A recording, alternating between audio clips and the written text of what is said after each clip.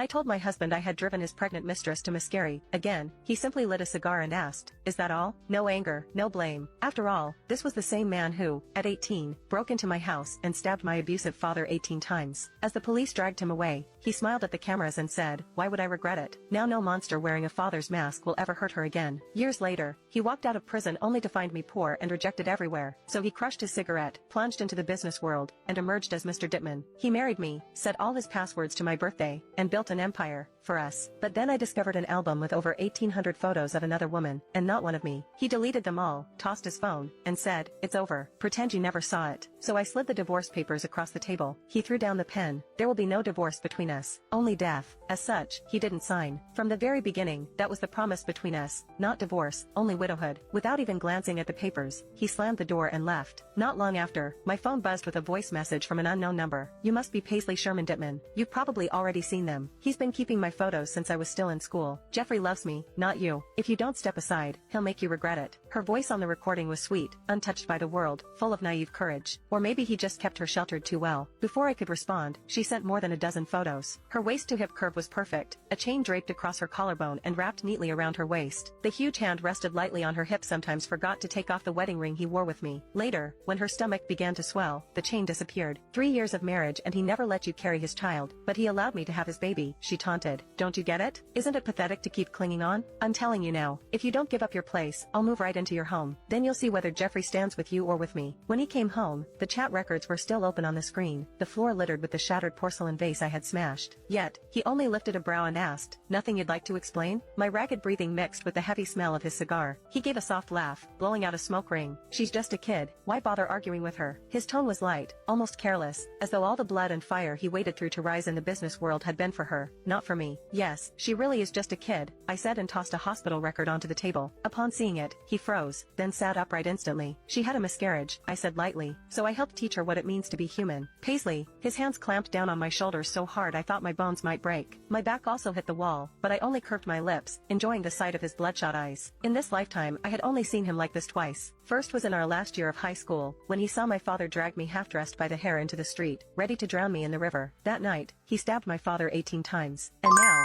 because this girl had lost his child, his grip tightened as he demanded an answer for my cruelty. "How rare," I whispered with a smile, to finally see Mr. Dittman lose his composure. I laughed without a hint of remorse. "You're a woman yourself. How could you do something like that to her?" he shouted. "You said it yourself. There will be no divorce going on between us, only widowhood." I leaned in close and continued, "So, Mr. Dittman, if you won't kill me, then I'll have to kill the two of you." Just then, blood dripped onto the floor, and only then did he notice the cut on my hand from when I was smashing things. Right after seeing